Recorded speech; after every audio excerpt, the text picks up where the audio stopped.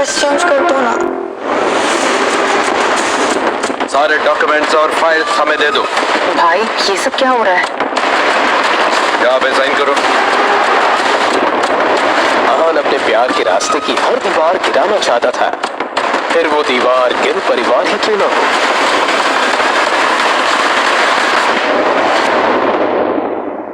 छोड़ो मुझे।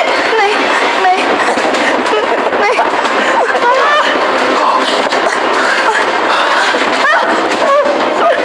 छोड़ो मुझे। आज इतने सालों बाद कैसे विकी की ऐसी बातें सुनकर शनाया को नफरत सी हो रही थी। उसने देखा कि टेबल पर एक शराब की बोतल रखी हुई थी। शनाया ने अपना हाथ आगे बढ़ाया और बहुत ही जोर लगाकर उस बोतल को पकड़ लिया। जब तक विकी समझ पाता, शनाया ने मौके का फायदा उठाया और जाकर कोने वाले काउच के पीछे छिप गई। कमरे के अंदर कुछ टूटने की आवाज सुनकर विकी भाई के बाकी साथी आ गए। पता नहीं शौर्य ने मुझे क्या पिला दिया है, मेरा सर दर्द से फटा जा रहा है। एक बार इस बदमाश आदमी की चुंगल से निकल जाओ, फिर शौर्य को देखती हूँ। उन्होंने अपने बॉस की ऐसी हालत को देखकर पूछा, भाई आप ठीक है ना? मैं ठीक हूँ। और भाई जो है तुम जाओ और जाकर उस चिड़िया को पकड़ो, बहुत फड़फड़ा रही है साले, जाओ। शनाया कहीं भी नहीं थी। विकी भाई ने पैनिक करते हुए अपने साथियों से कहा, कहाँ गई हो? कहाँ गई? चलाओ, उधर देखो, उधर। ए, तू बाहर जा, बाहर जा। अरे ढूंढो उसे, अगर वो भाग गई तो मुसीबत हो जाएगी। ढूंढो सालो। वैसे तो शनाया धीरे धीरे अपना होश खो रही थी, लेकिन जब उसने सुना कि सब उसे बाहर ढूंढ रहे हैं तो शनाया की जान में जान आ गई। मेरा फोन और पर्स कहाँ है? मैं हाल को कॉल करती हूँ, वो जरूर मुझे इस मुसीबत से बाहर निकालेगा। जैसे ही ये ख्याल शनाया के मन में आया, उसने धीरे से अपना चेहरा बाहर निकाला और अपना पर्स देखने लगी। वो गुंडा और उसके साथी का इधर ध्यान नहीं है। मैं धीरे से जाकर अपना मोबाइल ले लेती हूँ। वो डरते डरते धीरे से पीछे से बाहर निकली। शनाया रूम के बीचों बीच पहुंच गई और उसने हल्के से अपना मोबाइल फोन उठा लिया। फाइनली शनाया की जान में जान आ गई।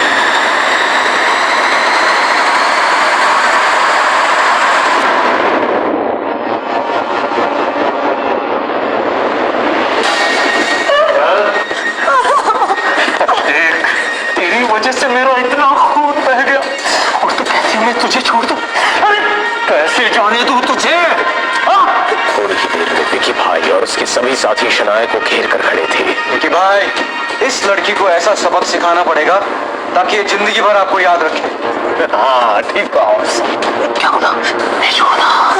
विकी ने भी इस बात पर हामी भर दी। भाई बचाओ।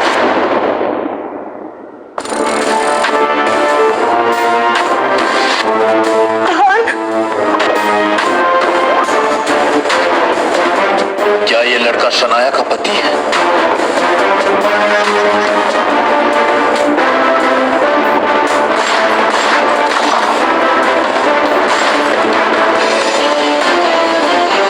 अगर तुम लड़की को लेकर जाना चाहते हो तो जाओ। अब विकी हकलाने लगा था, लेकिन ऐसे गुंडे बदमाशों पर यकीन करना गलती समझी जाती थी। मेरी बीवी को हाथ लगाने की तेरी हिम्मत कैसे हुई?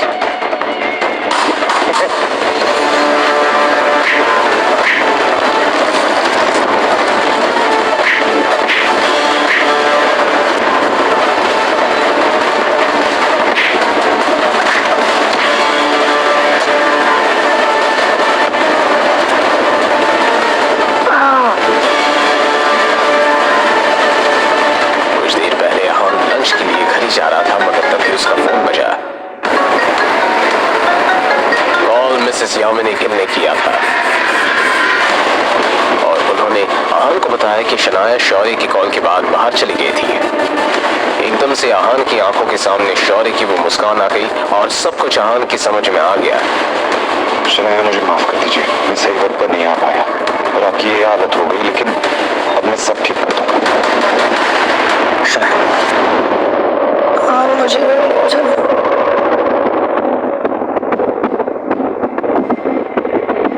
अपनी बीवी की ऐसी हालत देखकर आहान के दिल में नरमी छा गई। उसे अपने सीने में दर्द सा महसूस हुआ। महान ने आंखों में गुस्से की जलती हुई आग लेकर रॉकी की तरफ देखा। रॉकी की सिट्टी पिट्टी गुम हो गई थी। मर गया मेरा बेटा। अबे तेरे क्या है, मार उसको यार। रॉकी अपने बॉस विकी भाई से कुछ कहता, उसने आहान की तरफ देखकर सवाल किया। ये मैटर सॉल्व करने के लिए हम क्या कर सकते हैं? रॉकी एक बहुत ही होशियार बॉक्सर के साथ साथ समझदार इंसान भी था। वो जानता था कि हार मान लेना ही समझदारी का काम था। इस आदमी ने अपने गंदे हाथों से मेरी बीवी को छुआ। राइट हैंड या लेफ्ट हैंड? वही हाथ। आहान वहां ज्यादा देर तक नहीं रुका और शनाए को अपनी बाहों में पकड़कर वहां से ले गया।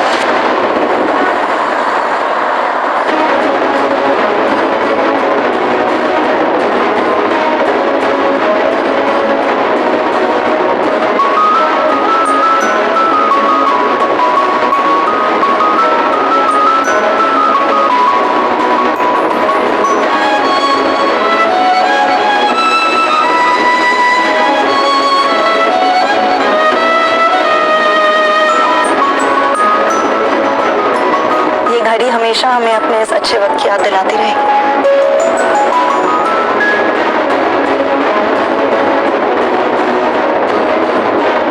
कुछ देर के बाद आहान और शनाया के घर में शनाया बेड पर लेटी हुई थी। आहान परेशान होकर शनाया की बंद आंखों की तरफ देख रहा था। 2 घंटे हो गए थे मगर अब तक शनाया को होश नहीं आया था। आहान ने घर वापस आते ही विक्रम को कहकर डॉक्टर को बुला लिया था। डॉक्टर ने आहान से कहा था कि कुछ देर के बाद शनाया को होश आ जाएगा, लेकिन अब तक शनाया के चेहरे में कोई बदलाव नहीं आया था। मिसेस यामिनी गिल अपनी पति शेखर गिल का ख्याल रखने के लिए आज रात हॉस्पिटल में ही रहने वाली थी, इसलिए आज घर में बस आहान और शनाया ही रह गए थे। सॉरी शनाया, मैं खुद ख्याल नहीं रख पाया। आज ये बड़ी मुश्किल का सामना कर पाऊंगी। अगर मैं वहां नहीं पहुंचता तो क्या हो जाता? शौर्य को आपका भाई समझ के नजरअंदाज किया और उसकी हिम्मत तो बढ़ती चली जा रही।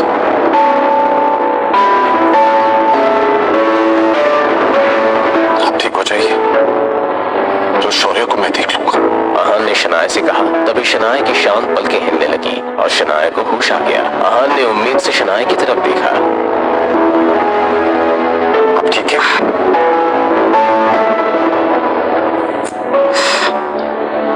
मैं आपकी मदद कर। शनाया ने सहारे के लिए आहान के हाथ को पकड़ लिया और उठकर बैठ गई। आहान ने शनाया के पीछे तकिया लगाया मगर जब वो वापस सही से खड़ा होना चाहता था शनाया ने उसे गले लगा लिया। आहान शनाया के इस हरकत से दंग रह गया। उसने शनाया से सवाल करते हुए कहा, क्या कर रही हैं आप? क्या हुआ?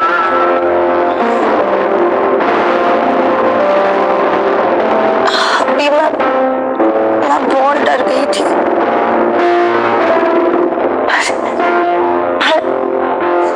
पर आप मेरे साथ हैं तो अब कोई डर नहीं है।